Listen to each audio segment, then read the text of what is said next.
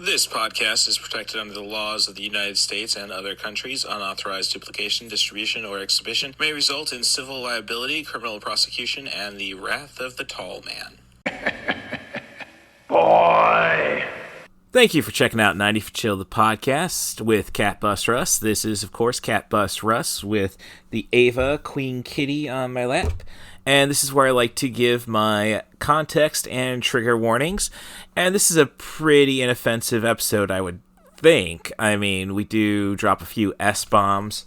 But otherwise, the only thing I could say that might be controversial is that we do get a little judgmental about Hollywood. I'm going to say that. But some would say it's women's looks. Basically, we just discuss Emma Stone and Brittany Murphy, how they were just cool looking to begin with, and then they felt the need to go into this bombshell stage. And, you know, we kind of like the past, I suppose. Just like people to be people. But beyond that, I don't think there's too much offensive, as I say, and I hope that the only offensive thing you will hear is the fear.com stuff. So stick around. We'll talk about Zombieland with Nick from In Love with Movies. The power that can find you. I'm coming for you. Seduce you. The one thing that all the victims have in common is the fear sight.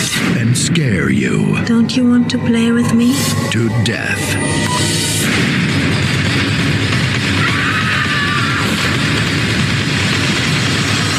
Fear.com, the last site you'll ever see. Going on the internet too much, right? Look for it on DVD and video. And I've just concluded watching Fear.com as my coworker and friend of the show, Tim Bates, has brought up. We were discussing movies about not knowing when the internet or what the internet was, i.e. hackers, even Johnny Mnemonic, which qualifies for the podcast, Johnny Mnemonic, and it's Keanu. It's Henry Rollins. Of course, I think it's worth a watch.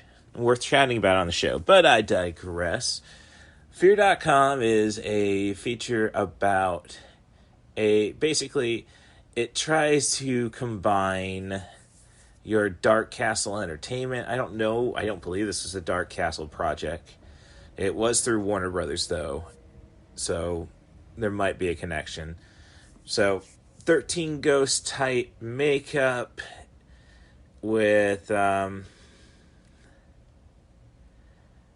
it's a ghost story essentially. It's Stephen Dorff has been chasing down a serial killer called the Doctor, portrayed by Stephen Rea. So not happy that we have two Stevens in a movie that spell their name incorrectly, but neither here nor there right now. And alongside Natasha McElhone, she's quite the actress, and I keep just have to probably listen to a podcast to get that right. So she was in Californication, was probably her biggest American thing. And she's Deidre in Ronin, which doesn't qualify for the podcast. Definite recommendation. So Stephen Dorff's chasing down Stephen Rea, whose serial killing happens on websites, snuff sites. And each killing, he changes the website. Well, somehow, everybody's being attracted to fear.com. And you watch the video there. You have 48 hours before you're going to die thinking about your worst fear. So we got the Ring combined with 13 Ghost makeup and crappy early noughties editing. So there's just but I'm not saying it's painful. It's just boring, I guess, is where I'm at with this feature. It could probably intrigue some people, though. I know ghost movie fans, and this isn't necessarily a scary one by any stretch of the imagination, but, you know, when it's a German, UK, US co-production like this feature, hence why I don't think it's a Dark Castle, like, you gotta go for video nasty kind of stuff, and it really just holds itself back from that. So there's nothing interesting being chased. Not enough time is given to probably giving chemistry between our two leads. Jeffrey Combs isn't in it enough. He just doesn't play a cop very well. Or I should say, he plays cops that aren't very good. So, frighteners on that one. So, it brings up a lot of nostalgia in terms of references. And it's funny, though, and I hope this is pretty much the last movie that, the internet's a scary thing type thing. We were still dealing with dial-up. So imagine if you did this movie now with high speed. I mean, it's Ghost in the Shell without gaudy horror. I mean, not Ghost in the Shell. Oh, God, sorry. Ghost in the Machine without gaudy horror. It's just a whole lot of attempts at doing something interesting and not once succeeding.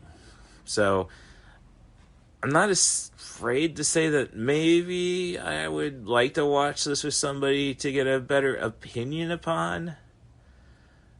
But, I just, if you're not doing anything, it's just not a good movie.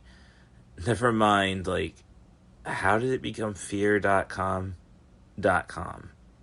So, gives you some ideas on working for future podcast episodes. So this one might be an earworm. Kind of like the Peter Weller movie Shadow Hours. It's not good, but something's there. Little Hand says it's time to rock and roll. Bring the noise.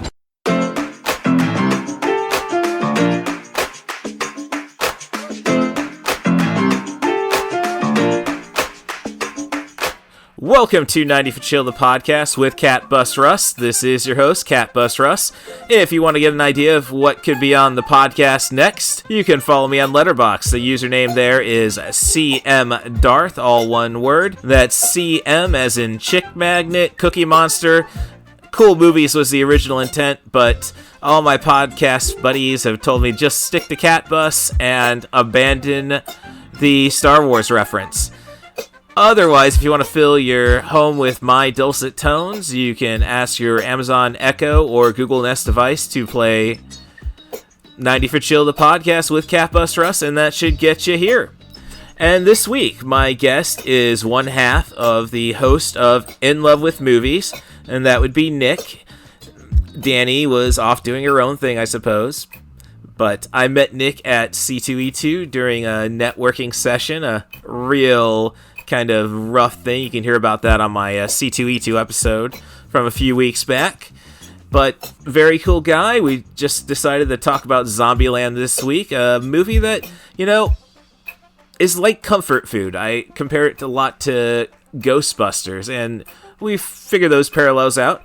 As for Nick, I would say In Love with Movies is about relationships and seeing if your relationship can endure a movie suggestion, I suppose.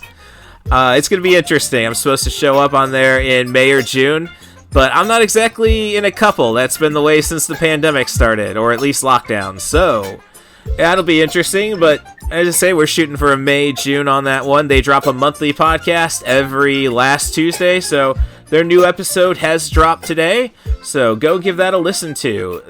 I'm catching up on it. Their Clues conversation was great. So otherwise, let's just jump to the easiest stuff. You want to be on the show, offer me a movie, theme, director, actor. Just focus on sub 100-minute material and send it to rustabus07@gmail.com. And now on to the show. Planet Earth, home to over 6 billion people. Today, our very existence is threatened by epidemics, climate change, and dwindling resources. But those are the least of our problems.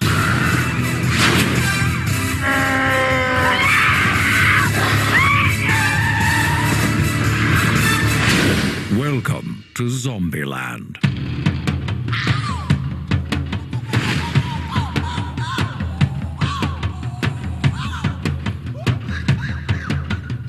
My mother always told me, someday you'll be good at something. I mean, I don't think she could have guessed that something would be zombie killing. What do you think? Zombie kill of the week? Close, but no cigar. Zombie Kill of the Week went to Miss Cynthia Knickerbocker.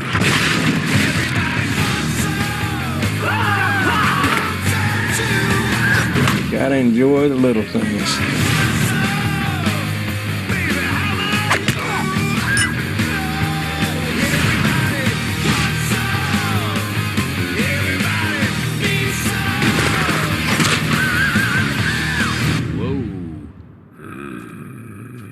Well, these fellas really let themselves go.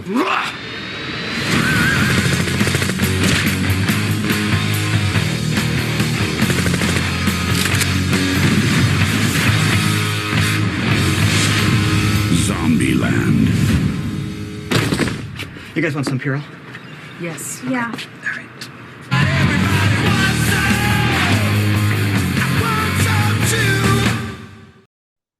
All right, dealing with Boomer Siri there, as I always call her. It's more disappointed, I think, that we've decided to use this primarily for podcasting instead of business, but I digress. So this week on 90 for Chill, the podcast, we're talking with Nick from the In Love with Movies podcast. Nice Star Wars tattoo on the right arm. Thank you. Don't think we want me to do this topless, so I can't show off mine. And we're gonna discuss Zombieland. So kind of shoving this in between two shifts at my jobs, and basically I work in an electronics chain and in a beverage chain. So really, yeah, beverage chain. I didn't know that was even like what would be a beverage chain. Well, I mean, presuming since we met each other at C2E2, Beverage Depot might be a better way of placing it. Yeah. Yep. No, understood then. Right. So I've lost a job over confidentiality breaking, so I better, Okay. Yeah. We'll keep things. We both know what's being said and the hashtag. If you know, you know. We don't got to go any further than that. Right. So. Precisely. So. As I say, Zombieland from 2009. As I was, we were talking about doing that movie. I stated that. Well, I did a review for the Illinois Central College Harbinger back then when it came out. And I would say this is appropriate that it has that entire Ghostbusters bit in the middle of the feature. Because that's kind of the vibe it portrays, pretty much, I would say. Yeah, you know what? I didn't even think of that, but now that you mention it, Russ, absolutely. I think that's it precisely. That's sort of just, a silly tone, making light of what has previously been pretty serious horror, and as a quick, as the podcast entails, a nice, fast 90 minutes to get in and out, and you have a good time and don't have to linger with it. Yep. Only thing you're really waiting for outside of the 90 minutes is Woody Harrelson trying to do the groundskeeper impersonation in front of Bill Murray with just as a bonus clip, in the words of the immortal philosopher Jean-Paul Sartre, or Ivar Goffa. But as I said, that's the kind of post-credit scene I appreciate more, especially now when you have 10 minutes of I like the MCU, but 10 minutes of credits and then it's, well, I don't know. I haven't really seen any of the Phase 4 movies aside from Far From Home, so it's funny you mentioned that because that was going to be the one that I complained about the most. I was going to say, they really have just gotten to the point where they're lazy with it. They're like, well, we have to have one because we've established that we have post credits. Oh, we don't actually have anything cool or unique or funny to do. Just slap a commercial for the next movie that we have coming out there on the tail end of it. That'll be good enough, right? It's like, right. No, it's really not good enough. Well, it's one of those that they could have, I guess, just decided to stop doing that after Endgame, since we didn't get one there. But Yeah, it's I've had a lot of discussions recently with my older sister, the poetic critic, about well, basically she's in a camp of let's end these comic book movies for a time being right now. I'm in like, no, it's gonna correct itself type phase. Um so I don't I know. hope it corrects itself. I definitely Yeah. don't think it's a foregone conclusion that it will. Um, yeah, there's been enough happening in the MCU specifically. There's been enough happening in the TV shows that I'm like, I still have some faith. Yes. Yeah. There's good creatives over there, and the fact that Feige recently, I guess, came out and said like, "Hey, we're gonna slow the pace down, and we're Well, gonna which kind of hit is pause on some of these things." I'm like, "Oh, good. So you did notice that the quality has declined, and you need to do something about right. Yeah. Yep. But that just does remind me. Ruben Fleischer's the director of Zombieland, and I've really only seen two other of his movies. Um, there was Gangster Squad, which is the follow up, which is like I don't know if you're getting your own tone type thing. He's it." primarily a TV director. Yeah, And then after, well, no, I guess I would say I've seen three of his movies: Zombieland, Double Tap, which it works, I think. Just it definitely didn't capture the magic of the first. oh, I don't. I think it was more of a well, we obviously know it's by that point a legacy sequel, you know, Yeah, 10, yeah, it's 10 so years many. later. I mean, it's not Ghostbusters Afterlife, which I think kind of caught the magic of Ghostbusters, but I would agree. you know, we kind of I guess they should have, you know, been like, oh, you know, 5 years later we'll do the zombie, you know, the Ghostbusters 2 just to amuse us, and then we'll work on getting the perfect movie done. Yeah, yeah. So, because I still have a soft spot for Ghostbusters 2, regardless that it's nowhere near It the in fact is original. my like that's the one that stands out for me when it comes to Ghostbusters was Vigo and the slime. Like that's the one that I remember growing up more than the Right. first. Yeah. Yeah. Well, let's see. I was 4 when Ghostbusters was out, and then yeah, by '89 it was.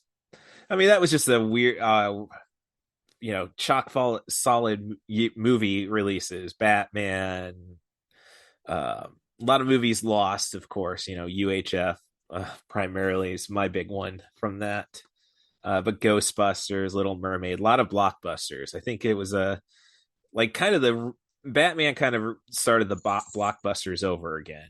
And Yeah, like, almost like a reboot because there'd been kind of that more since Jaws there'd been a little bit of a die down arguably, but to some well, degree. I think it was probably like Ghostbusters. I think was probably the '84 was probably the last big blockbuster year, and then you had yeah, a decline. I think Who Framed Roger Rabbit was like the only $100 million movie in '88. So, but But yeah, you mentioned UHF, so I have to ask you, Russ, have you seen Weird, the Weird Al Yankovic no, I quote-unquote had biopic? no, I have not yet. It's a definitely on the queue. It's just like, oh, that's Roku channel. You know, it's like, okay, I know I can. It's not hard to find or anything like that. It's just, yeah, the act of having to find it, I suppose. Yeah, especially if you don't have a Roku, that's going to be like an extra thing. When it first came out, we happened to have a Roku in our bedroom, and so it was being advertised to me like nobody's business. And in fact, still is. Like every single time it's on a save screen or whatever, you know, Weird. Have you seen Weird yet? It's like, yes, you should know that I have. And Yeah. I enjoyed it. I thought that it was very Weird Al, and that it was self-referential, fully aware of what it was doing. And Daniel Radcliffe understood the assignment, as they say. All right. That's yeah. That's all you can. I mean, can't ask for more there. Yeah, yeah. Yeah. So yeah. So Ruben Fleischer. I guess the other movie was, and my transition was, oh, Venom. He did Yep. direct the first one, which Deadpool as well, I think. No, sorry, that's the no. writer. My bad. Yeah, go Yeah. ahead. Right. So yeah. So I can't really say he's He's this hit or miss at best. at best. Yeah. I mean, I liked Venom, but I'm not going to say it's a good movie by any stretch of the imagination. Sure. I think, I mean, the best thing, like, it's a buddy. It's basically like if Logan and Deadpool kind of have that same kind of chemistry, that movie should be awesome, especially since it's going to be MCU instead of the Sony verse. Sure. So, and let's see, I have seen Venom 2, which was more or less, oh no, Andy Serkis, you could definitely do better. and and then once you have the entire Venom at a party scene, when you got the glow sticks and everything, it's like, oh no, it's neon, it's comic books, it's Batman and Robin. No, it was so terrible. Yeah. Again, it's like if you just making a movie about Eddie and Venom, no real actual stakes. I think it's more, that's how they should have approached it, I suppose. Yeah, or make it sort of a very personal thing, like Deadpool, for example. The first Deadpool, was, I thought, very good in that regard. Like the only people it really matters to are him, but it makes that matter. You know what I mean? Like the rest of the world doesn't care. Yeah. Yep. So. But yeah, no, I had written down for Ruben Fleischer, hit or miss, because I saw he did another movie with Jesse Eisenberg, I think. Actually, 30 minutes or less, which I didn't take the time to see. See, I actually think that one it's been a long time, so like don't hold me to it, but it's been I remember enjoying it, and I wrote that down as like, okay, cool. And then Superstore, I saw that he had done. I really enjoyed Superstore, but yeah, a lot of his movies are Venom. Right? Yes. I mean, I don't know. I'd say I probably liked Venom more than Gangster Squad. Like, how about Uncharted? I have not seen the Uncharted movie yet, so Uncharted is one of those rare films. So, listeners, if you ever go listen to me, part of the whole thing of my podcast with my wife, In Love with Movies, is there's always something to find to love about a movie. Mm-hmm. So it is very rare for me to just stop watching a movie. Oh, up on it. And Uncharted is one of the few rare gems that has warranted that. I got about 20 or 30 minutes in and then we just went, nah. there's nothing here for me to keep doing this. I think that just might be what's happened to Mark Wahlberg, all things considered. Like, I'm going to quit doing all the, like, I'm going to still be in R-rated movies, but it's not going to be the male chauvinism that I'm known for or the ridiculous humor like Ted. And it's like, I mean, I don't know where he finally got to that decision. I figure that's something you get once you get out of prison, maybe. I'm just saying, like, yeah, it took you a while to get to that stage. So okay, well, I mean, it's good we get the Ruben Fleischer stuff right out of the way, because I mean, you get beyond that, and I mean, 30 minutes, like, I don't know, I guess it's just going through my notes. It's like, it took me a while to really get the appeal of Jesse Eisenberg, I suppose. I mean, he's a very niche thing that he is decent at that. And I think actually that could lead us into Zombieland, because I think he is possibly a big piece for the magic of what makes this movie work. And for me, at least. Yeah. It's sort of his delivery of the way that the narration is done and everything like that. And like that first opening scene, like one of my first notes actually is that, like, I'd be hard pressed to find a better cold open to a movie that perfectly sets up the tone, tells you kind of the basic, we're setting the stage for the rules, introduces you also to your main character and shows like their nature. And all that is so well done, and part of it's Jesse Eisenberg. Mm-hmm. Then you watch him in basically any other movie and he's, some of the time this character fits and other times it doesn't. And then other times you have, Lex Luthor. And you see, I have ran into enough nerds and people who obnoxious nerds, I should say, and people with the kind of Lex personality that I thought he cut, like, no, it's not. Who does it on Harley Quinn? Giancarlo Esposito, by any stretch of the imagination. I get the suaveness of that, but no, I've seen it at, like, no, this is what a millennial Billy, like, you don't think it's too far removed from Mark Zuckerberg, really. Lex Luthor. He did also do a fantastic job in The Social Network, and we'll just say that.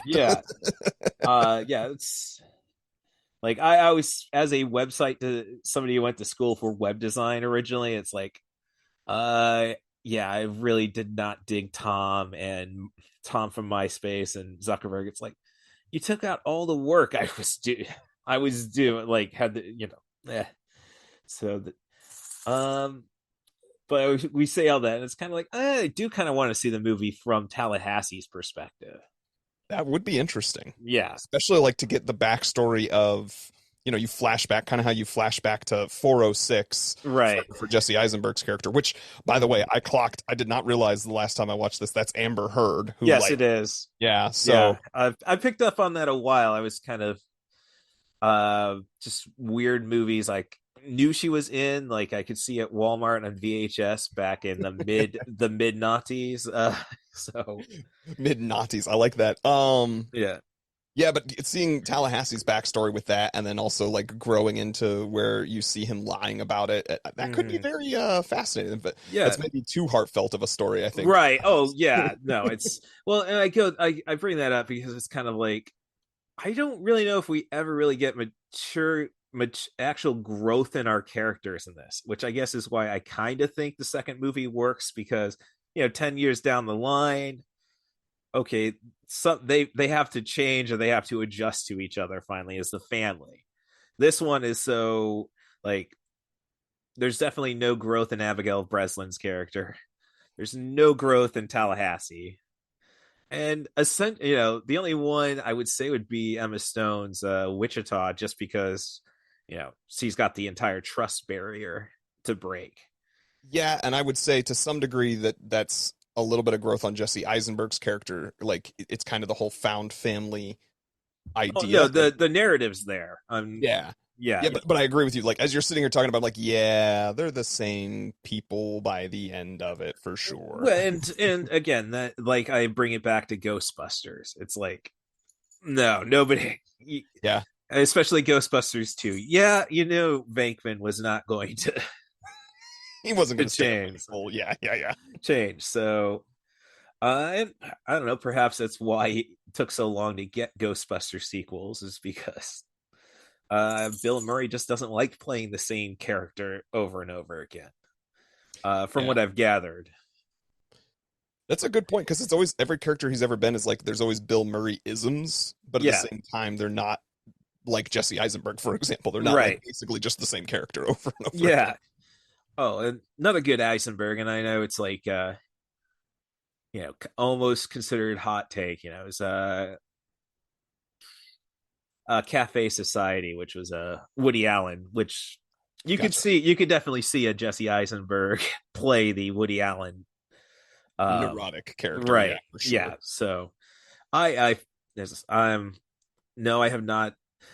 I've been meaning to watch Pharaoh versus Allen, but it's like, well, I mean, there is settled law on that one, and it's not like Michael Jackson, who's like, oh, and we're going to bring him up on the same charges 10 years later, or R. Kelly, who just, like, you got away with it. Come on.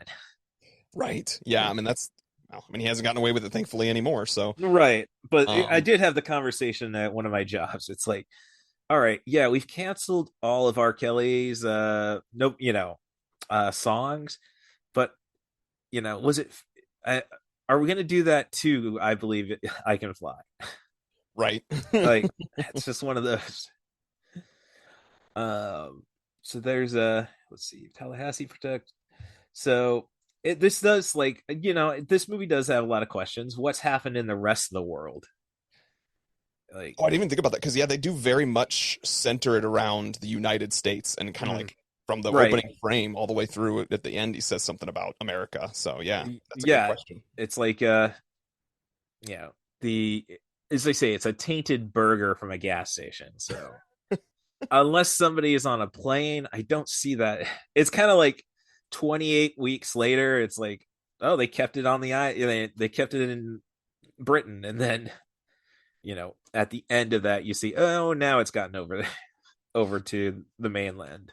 Yeah, I will say, I mean, it depends, because they've never they don't fully explain how long it takes for it to take hold, because The only time you see the transference is like the 406 Amber Heard comes right bursting into his room. You don't know how long it's been since she got bit immediately. You presume it's recent, but then you also don't know, like, they clearly fall asleep kind of, on top right or whatever, and so you don't know if that's 20 minutes later or if it's 3 hours, 4 hours later.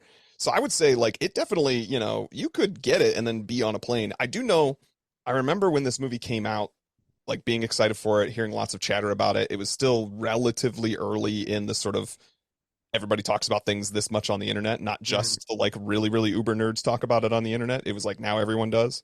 So I remember hearing a lot of chatter, and one of the things I remember is that they were originally trying to pitch it as it was going to be like an anthology series of movies. I don't know if you've heard about this, of like, so there would be, this story about these characters, and then you'd have another story about another set of characters, and then you'd have another story going on in Australia, and another one in Europe, and another one in Japan, and it would be like, the sequel that originally they would have wanted for this would have been a whole different set.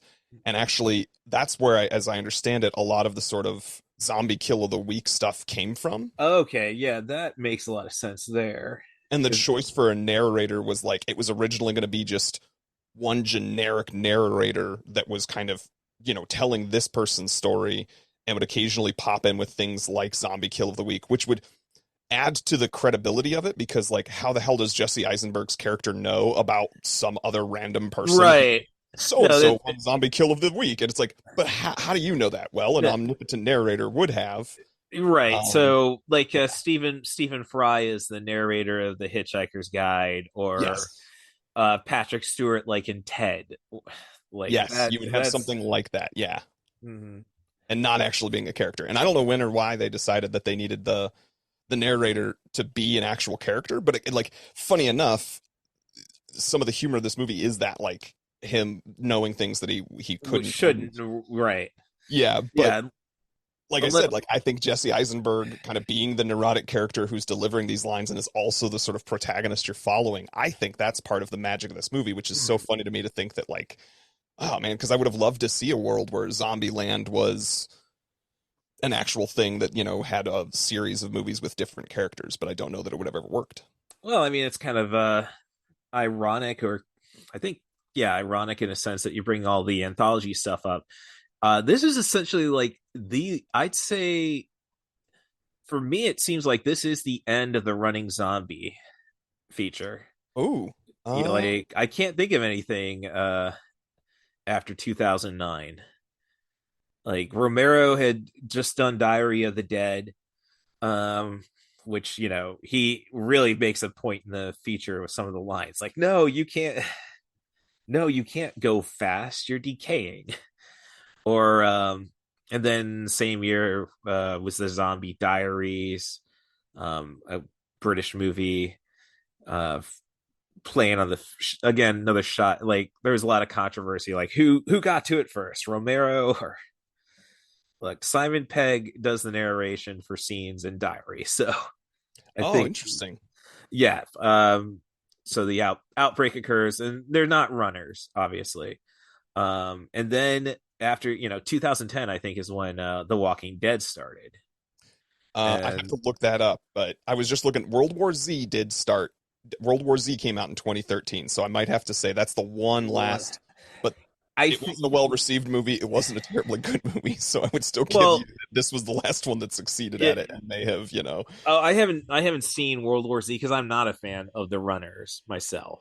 Okay. I'm like, I love the 28 Days movies, but I'm also a big Danny Boyle guy anyhow. And then, but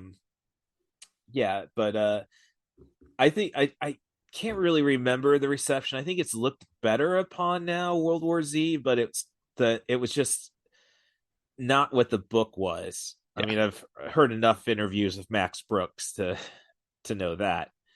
And then it was the just all the bullshit that went into that movie, the pretty much having to reshoot the last third of the movie, how much it cost.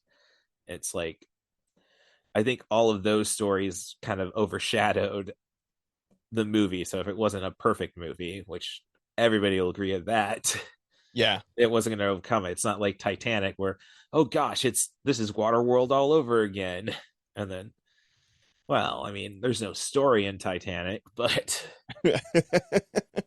I mean, no, I shouldn't say story, more of a dialogue issue. Cameron can't say James Cameron's ever really written clever dialogue, which is No, that man is like he is there for spectacle and spectacle for spectacle's sake. well, we say that, but then is like I think his best movie is The Terminator. But did he write that too? I think he did. You might be right. I may be wrong. But even that, I almost think you could argue like, well, I guess he did write those characters. It's just that movie is still much more concerned with spectacle, with the T-2000 or whatever. Well, Terminator 2. So it was written by Cameron and his first wife, Gail Ann Hurd, and I mean it's nuts that people like his exes still work with him because I mean Catherine Bigelow was next, and then I there's didn't realize he had been married to Catherine Bigelow. I think they were married. Well, if you go back to Near Dark, where you got Henriksen and the woman who played I mean the Hispanic soldier in Aliens. Mm. But as I was saying, it's just what I'm getting is dialogue was never a big thing in the Terminator. Even it's just run down the facts, and Terminator is probably his shortest movie, unless we're gonna dig up Piranha 2, the spawning. So it's yeah, but Terminator 2 is definitely all spectacle, really. And True Lies actually, I guess, would be his best dialogue.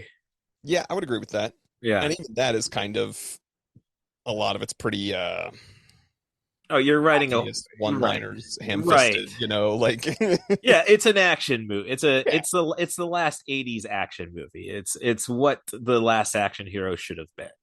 Agreed. And Last Action Hero is another one that I have nostalgia for, but like when I look back on is just not actually a good film. Oh no. I knew that as a 14-year-old. Like, yeah, it's and we were just recently talking about the 1993 Super Mario Brothers movie on one of my other podcasts, and yeah, it's the same thing. It's like I have all these fond memories and like baked into my being of like loving this movie, but yeah, you can't twist my arm to get me to say that it's any good. Oh, you see, I listened to a podcast out of LA called Screen Drafts. Okay. Where they come up with or I guess the gimmick is competitive collaboration to create the definitive best of list of a certain genre. Okay. And you get a lot of it. So they've done video game movies and such, and they did and the video game movie one, they're saying, oh, it's hard to find Super Mario Brothers the movie, and so it's like, oh, well, geez, I guess I'll keep my eye out for a DVD. And I found one at a Mega Replay down here, and it's I watched it, and it's like I did not like it when I saw it when I was 13. I think I almost apologized to my dad for having to watch it with us. But then I watch it, and it's like, yeah, if you took away the franchise element of it, I think it works. I could cut 10 minutes out of there, but yeah, I don't think Dennis Hopper, and I was recently actually listening to How Did This Get Made on Super Mario Brothers, and like, Hopkins is on, Hopper is on, like they're giving it their all regardless. Yeah, I mean that's true. Yeah, so let's see, Tainted Burger, no real character. But when I get back to that no real character growth, I recently was prepping to do a MacGruber podcast. Oh, okay. And it's like this movie's very slight, like everything happens, everything moves. And MacGruber, obviously, if I'm going to do a podcast on it, is a shorter movie, but I think they go so hard for the laughs in that movie that like okay, you're really forgetting the narrative. So, I mean, that's something I further appreciate about Zombieland. Yeah, I And would agree. It's yeah, because it's got that balance. I was thinking that too. One of the notes I had was its pacing is just about perfect. Like it's right. moving at a clip, Mhm. and it's never and there's these great jokes along the way, but it never like stops to Yeah, kind of like just we're gonna just stop everything so we can have this long joke sequence and there's nothing else happening. Yeah, it's right. Yeah. Let's see. among those gags. Like I thought the running gag of the Twinkie. Oh, It's just so, it's just dumb. It's so stupid, but to like have that be a thing for Tallahassee and then the final, gag of the buckshot and losing it. yeah. Or the clowns, like they made this like stupid joke about the The clowns and clowns turned right at the that into like beginning. an Yeah, actual it's beautiful thing. It's a oh, good it bookend. there's so many what is it, Chekhov's revolvers in Sure. this movie, so Yeah. it's like you're almost amazed they're able to use them all, because once you introduce it, you have to use it. Um, with that all, so let's let's see. So yeah, the pacing is dead on. Another Twinkie bit was the entire fact when you cut back to just before Bill Murray gets shot. Spoiler alert, but that's kind of that's kind of the selling one of the selling points of the movie. Honestly, by that after the first week it was out. Yeah, they pretty much started, saying, Yeah. "Hey, look, we do got Bill in this." Yes. Is when they cut back to him just before he gets shot. It's they they got it's the amount of paranormal. Say this Twinkie is the Yep. amount of paranormal. It would weigh like what did he say, like as big as a school bus, basically, and he's like, Yeah, that's a big that's Twinkie. big Twinkie, right? So that's so they really were able to work that one out. Yeah, so let's see. And the running zombie. What's happening the rest of the world? Yeah, this is, I guess, the problem with taking notes on a movie like this is that I still fondly remember it so well. It's like I'm there, it's not like when I do this and it's like a movie I haven't seen, like a 90-minute movie becomes 2 hours just as I'm trying to document and break everything down. This one is basically sleepwalking through in a sense. It's funny. I've got, yeah. I was going to say, I don't have many notes either. And I think what I've discovered with our podcast is that's typically because I think the last time that really happened was Princess Bride. And it's just like, there's something about the movie that really takes you along with it to the point where it doesn't feel very easy to stop. You're just like sitting and enjoying it. You know what I mean? Yeah. Like I'm not critiquing this as much because I can't even quite put my finger on all of it as to why I love this, but it sings and it executes. And I feel like that is one of the things when I look back at Zombieland, I'm like, I start listing off like, we talk about who the director was and what the other credits are and some of the others and hit and miss maybe even with the writers. And you're like, this on paper should not work as well as it does. Like, you know what I mean? It's this, you've got it's kind of, I think, the start of some of that stylistic violence, at least for me it was, you know what I mean? Like we're going to hit it for comedy beats the way that, something, I mean, obviously you've got your Evil Deads that have come well before, but kind of that fast paced thing that you then see in like The Kingsman or Nobody. I saw that you recently covered that. I loved Nobody, and was the same kind of thing. And I guess like on paper it shouldn't, but it just all somehow comes together. So, well, I guess when it comes to the direction, it's also you can definitely see a lot of Zack Snyder influence in it, like sure, a lot of slow motion and well, I mean, the entire throwing up the rules when something happens is like something extra that would be thrown in there from Snyder, just as like, oh, you better remember this. Like, I happen to love The Watchmen, but I actually really like the Watchmen movie too. I know a lot of people don't, and there's other reasons to like or dislike Zack Snyder, but when it comes to that one, oh no, he's like, you give him a comic book, like, I mean, people are divided, I think, on Dawn of the Dead just because like it's nothing compared to the original. Sure. I mean, well, I mean, the original is a masterpiece, so it's like, it's one very difficult to tackle.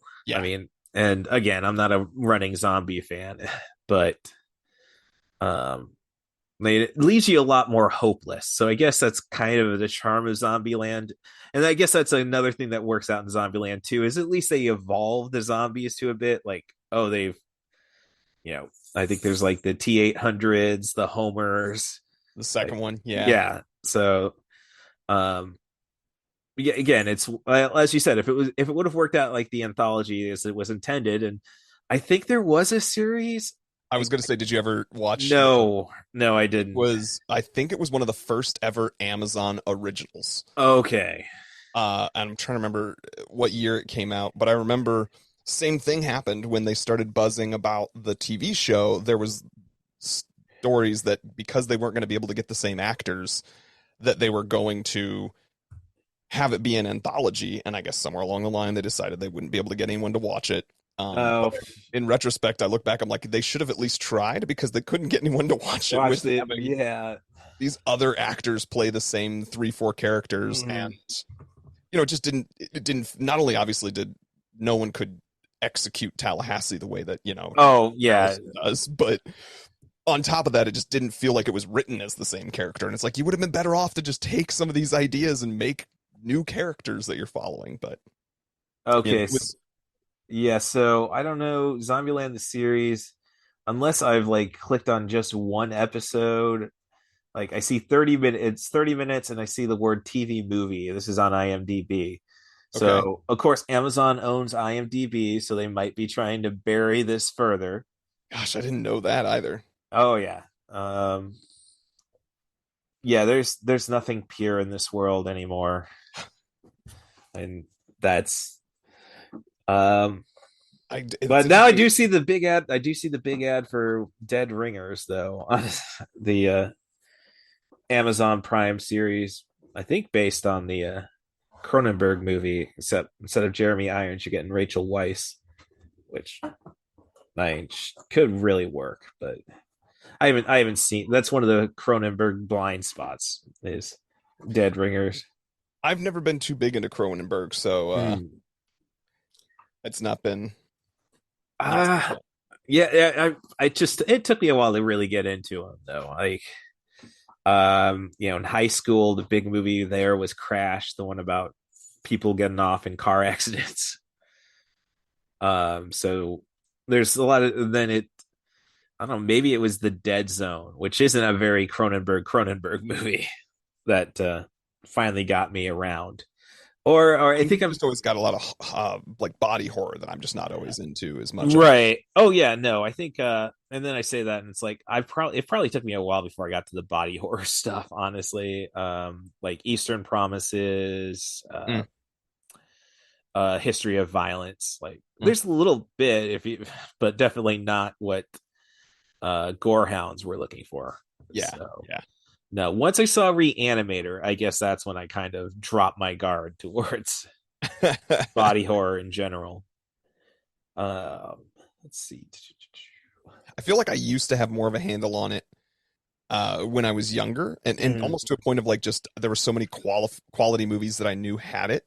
Therefore, I would end up watching them, and I don't mean this as an accusation. It's a statement of fact, not a blaming. But I often say, like, ever since I met my wife, I see a lot less movies, and especially movies that have any kind of body horror. Like, I can get desensitized to it and can get through it, but like, I'm not going to choose to go out of my way to spend my alone time doing that. And she has absolutely zero interest in anything like that remotely, to the point where she would, cover her eyes or be really grossed out or just, insist on not watching it in the first place.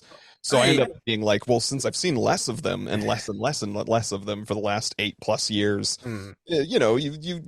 you're not as interested in seeing something that you haven't seen that often when it comes to body horror. So I can understand that. No, I've had a conversation on Twitter about this movie that came out, probably 8 years ago now. Dave Made a Maze.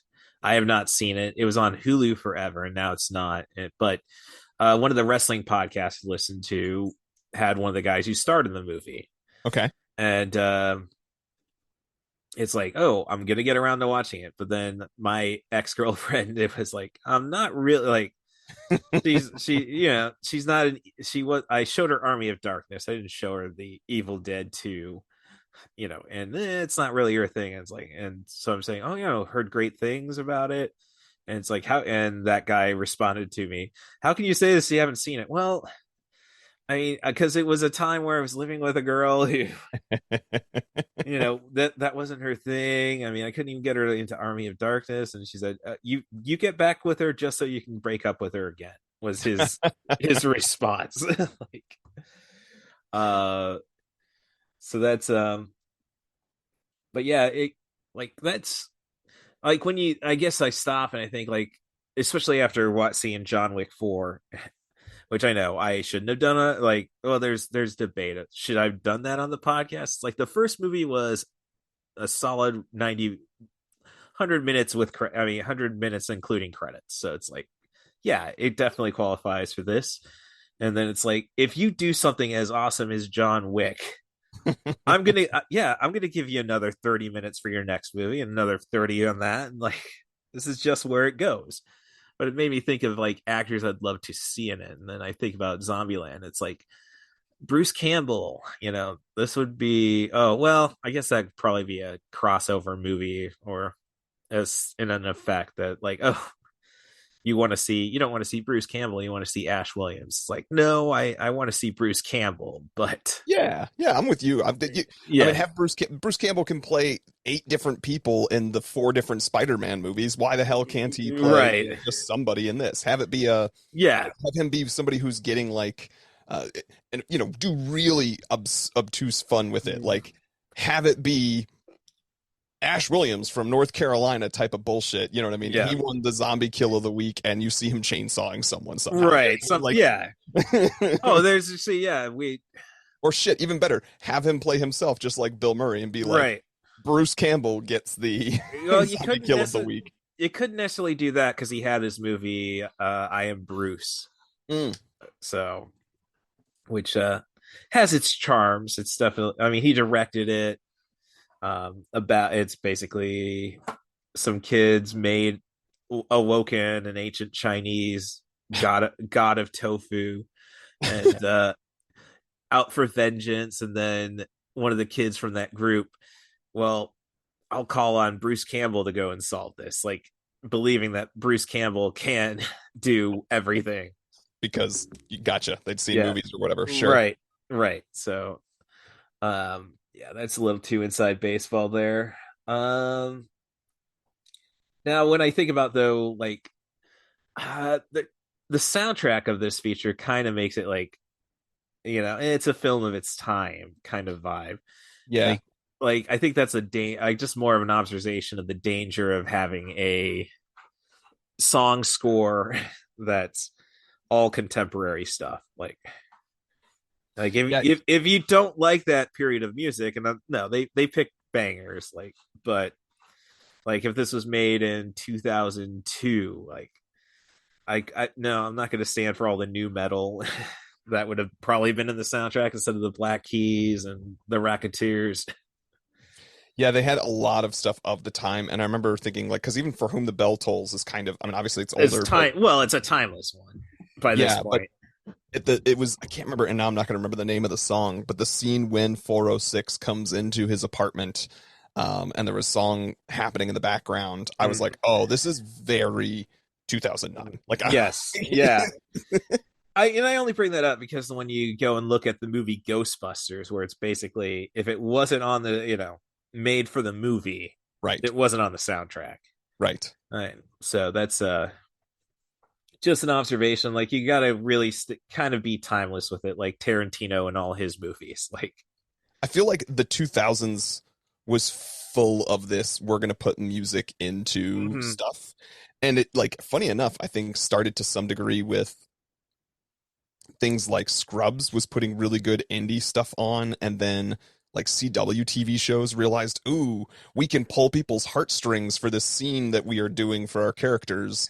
And we don't actually have to write a good scene if we just play this song that is so popular right now. Yeah. I would say pull the heartstrings. We're going to do the same thing that way but then movies and everybody else started doing it. And it's like, now you've just dated your stuff. Right. Well, I would say with Scrubs, that's such an eclectic soundtrack at Yes. times. So, like, arguing, are we playing New Order during surgery? And Yeah, and that's what I yeah, was saying is I think Scrubs did it well, and then yeah, everybody trying to copy it was like, oh, they use music, and it's like, yeah, but they also intentionally chose stuff that's kind of like very eclectic, very right. small. Like if it was a known song, it frankly probably became a known song after being on Scrubs, as opposed to Mhm. like, this is the most popular song on the radio right now. Let's put it in our show. Like, Right. Well, as I say, Tarantino's, the end all be all when it comes to coming up with that. Like, I mean, just the fact that you have cat people in Inglorious Bastards tells you about that.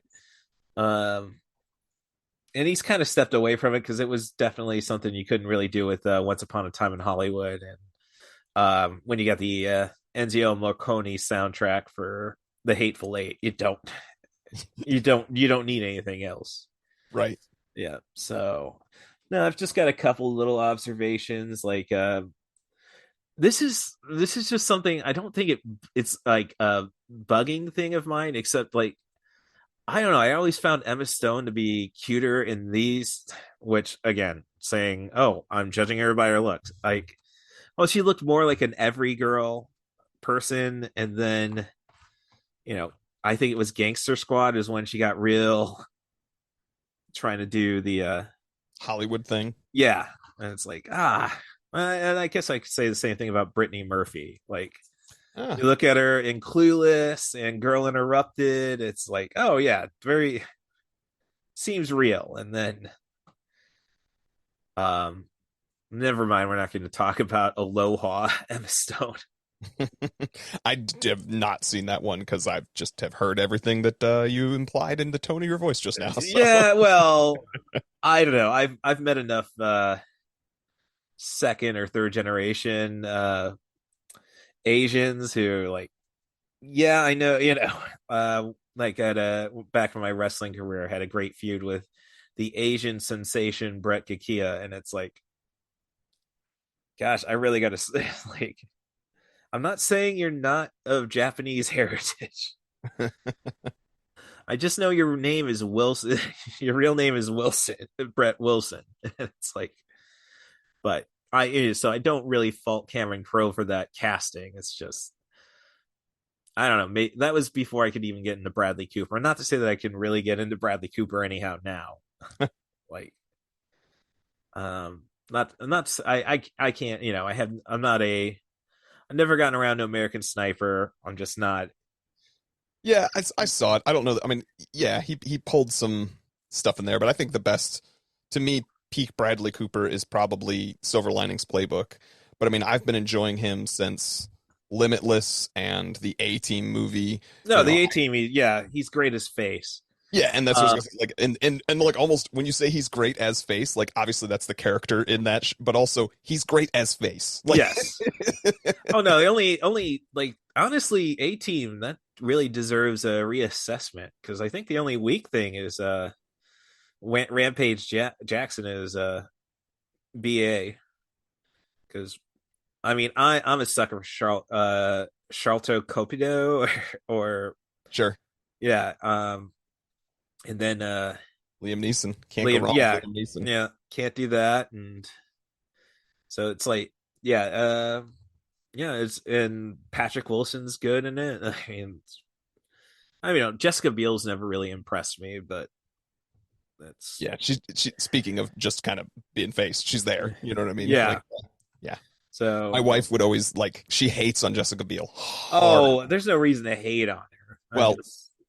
I agree with you, but I would say just like because specifically Jessica Biel has married Justin Timberlake. Oh, my wife continues to try to fantasize about that she will have a life with someday, whenever I pass or whatever it is. So she just loathes Jessica Biel for that reason and no reason other than that. No, I mean I had that thing towards Ryan Reynolds, but Ryan Reynolds, well, basically my big thing with Ryan Reynolds stuff was more like he's not a comedian. Why is he getting all the comedy roles? And granted, he's definitely got the he definitely knows how to do it. I can't fault him there. But it's like I don't know, we could have ripped the band-aid off that Dane Cook thing earlier if we would have cast him in a movie and he bombed. Like Yeah. So that's but no, once he like it seemed like his entire life was dedicated to making Deadpool happen. And then like you just see him as kind of your a devil. Ryan Reynolds is a devil or an angel on one of your shoulders. Like, yeah, that's, he kind of speaks to us that way. But no, so wasn't a like so. Yeah, I didn't like the fact he was with Scarlett Johansson, but I'm not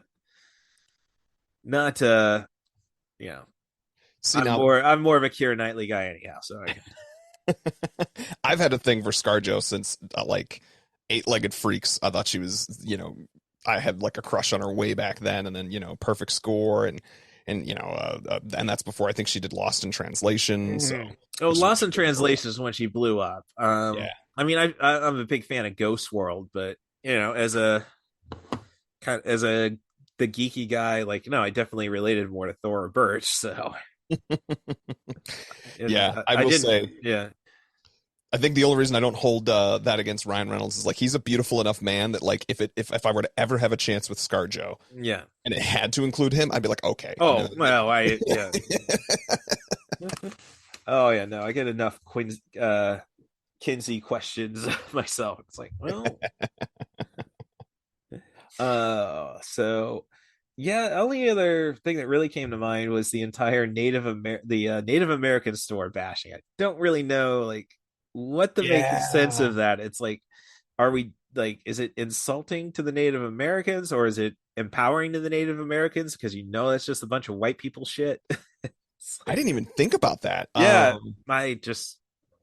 no, that's a really solid idea, solid point. Like, because that store could have been any side of the road tchotchke theme. Yeah. So it's a choice, you know what I mean, to make it, and it's almost, if anything, it's maybe arguably a choice trying to establish like in what part of the US geographically they are, just based on where you'd be more likely to see something like that. Mm-hmm. But even then, when you think about it, it's like, well, they don't really bother to tell you anywhere of where they are except for when they're in LA. Yeah. Like, and so, which, that also didn't really need to happen. Yeah. Which really kind of, I mean, well, that's the entire thing about zombie apocalypse is like, even if you have like walkers, I don't understand how they ever really take over, especially in the States. Like, we have more guns than people here. Literally. Yeah. Yes. So it's like, then their entire story for the second movie ending up in Washington, D.C. It's like, that seems like quite a trek. And then you got holes in the plot, of course. Like, why is there electricity? Yeah, I thought that too. And there's like, because I thought that at one point, and then toilets, like he always goes to use toilets, that whole toilets. And I'm like, dude, if the zombie apocalypse happens, running water is not going to be a thing that you can just like rely upon. And you're crapping in the woods, man. Like, yeah. Well, I guess the running water thing is theoretically, unless there's a backup at a plant. It doesn't go out as quick as electricity. The electricity, right? Yeah, there's a Whitest Kids sketch about, all right, we succeeded in bringing down the government, anarchy. Okay, yeah, no, that's cool, but we need, like, you expect us to still have the same luxuries, right? So we got to organize. No, that's against everything we just fought for, right? So that's yeah, I don't really have any further notes aside from. Well, let me see what else I got. So yeah, so for one thing, I was going to say, I actually think, so the same as I had a note about, I really think this is kind of like the perfect open in terms of setting the tone. Mm-hmm. I also thought that the final climax scenes taking place in, the amusement park were the perfect culmination to me in terms of what this tone was about. And we're going to have that kind of stylized violence, and we're going to, we're going to take everything that we've shown you up until now, but we're going to amp it to 11, and we're going to show you a whole sequence for like 10 minutes, 20 minutes, however long it is. I thought that was really well done. Let's see. So then I also, to go along with that, and speaking back to our conversation about the music, I loved that. I actually have a note that like whatever music they chose for Tallahassee's scene, where you genuinely think he might die. Like, I mean, the first time I ever saw this movie, I was it's gotta have you gotta have a martyr somewhere. Yeah, I was like, they're gonna do it. That's fantastic. It's gonna be such a good story. And the music was like making you emotional, and it still now is like, I obviously know what's gonna happen. I've seen this movie a bunch of times. Like, it was making me emotional a little bit just watching it this morning. And like, that's not a song that anyone knows. You know what I mean? It was clearly just either made for this movie or chosen for this movie background. And it's like, this is another reason to like, why choose what's the popular music of the day? You're just dating your film. Yeah. Well, it's goes back to Nobody when you finally have the Christopher Lloyd, Odenkirk, RZA, surrounding themselves. And I freaking hate Liverpool Football Club, but when they, you hear, I've been to enough games to boo them. It's like when I hear when you walk through the storm. I totally forgot that Christopher Lloyd was even in that movie, and it makes me want to go watch Nobody right now. Where did you stream it from? Where's it available? I had it on iTunes, so okay. I believe it is on HBO now, but on Max. But I'll have to go check. Not certain. Yeah. Let's see. What else did I have? Oh, I mean, we already talked a little bit about Bill Murray, but we should talk more about him, because not only the like beautiful of that Twinkie scene that they choose from the movie. Them reenacting Ghostbusters scene, that's hilarious. The fact that they like make you think that Bill Murray is a zombie, then they make you think, oh, they're gonna kill Bill Murray, then they make you think, no, they're not gonna kill Bill Murray, maybe he's gonna join them, it's gonna be hilarious, but then nope, they do, and it like comes out of nowhere. Like, you have 2 seconds to realize, oh shit, bang, he's actually dead. And no, it's again going to the future, the sequel, it's like celebrating. I mean, that's something if I find the guy who killed Bill Murray. And then and Bill Murray gets his they still got Bill Murray back for Zombieland 2, just as when the virus breaks out. Tell him the backstory. He immediately kills Al Roker. That's like, So they definitely play on the timelessness that is Bill Murray. Like, I mean, as a Cubs fan, I've been to enough games where he's shown up. It's like, and I always end up at the Caddy Shack whenever I go to Wizard head up for Fan Expo in Rosemont. So it's, are you going there this year? Yes, yeah. So my older sister, she's essentially the poetic critic, but she's essentially Sheldon from Big Bang Theory in a lot of ways. So she does not drive, so I'll drive to Peoria to pick her up, and then drive. Well, I'll spend the night. Yeah. Well, I mean, my dad probably appreciates it more. I keep debating. I'm trying to maybe think, because I would love to get my picture taken with Christopher Lloyd and and even better if there's any chance to like actually speak to them. But that would be the thing that would take me to it. Otherwise, I'll have to just save my money after C2E2. But that's so that was something I was going to bring up. So I have not listened to any of the podcasts, but I got a good In Love with Movies. It's kind of but what happened was like, so my car had to go into the shop the week after C2E2. So I get picked. So my dad picks me up in Champaign, drives me to our home and parents' house in Morton, and then I drove my dad's van up with my sister, and then get there. I borrow my parents' old Pontiac Vibe, drive it down here. Obviously, no Bluetooth, and I'm the guy who listens to podcasts in the car primarily. So, 2 weeks without a car, I'm very much backed up.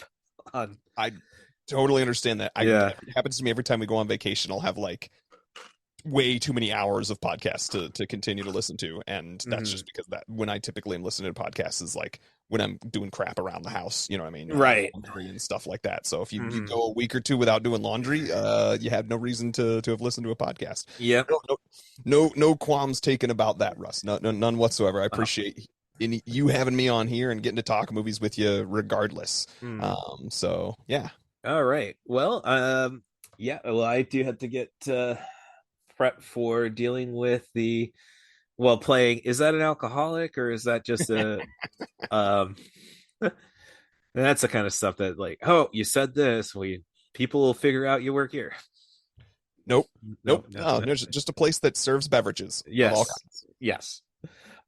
So your podcast, the podcast we were talking about, In Love with Movies. So I imagine on all platforms. And when do you drop new episodes for that?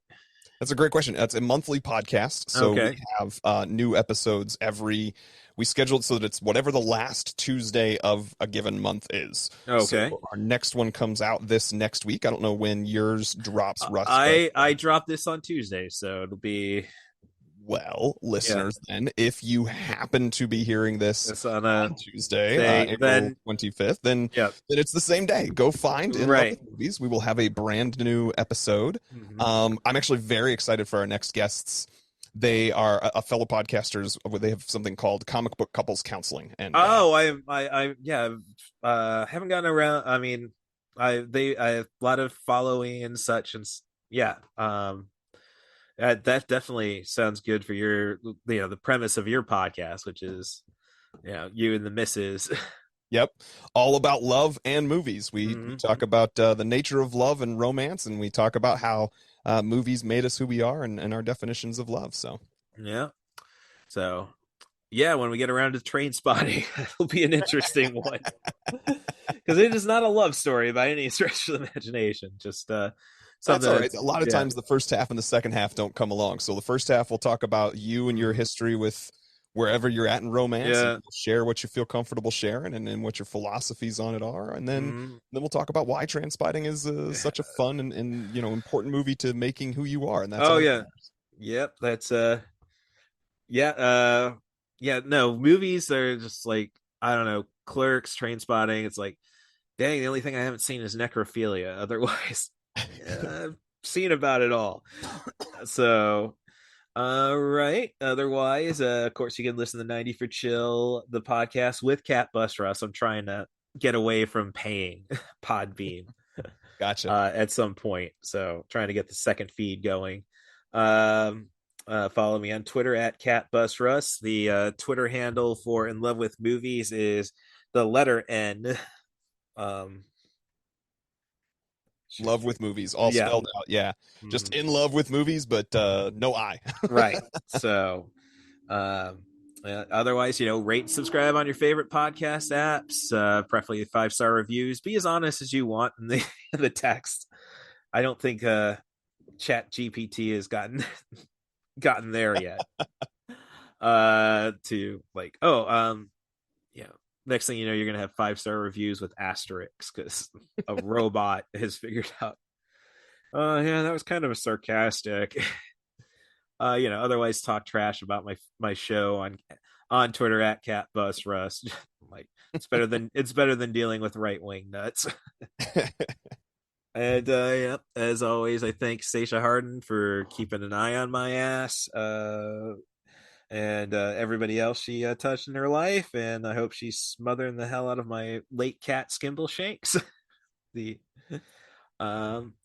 think that's pretty much. Of course, if you want to be on 90 for Chill the podcast, send an email to rustthebus07@gmail.com. That's RUSSTHEBUS07@gmail.com. Offering me a film, a movie. Well, that's redundant. A movie, a director, a theme, an actor. Just try to focus on sub 100-minute material. But it's almost been a challenge now. Like, how do we break the code?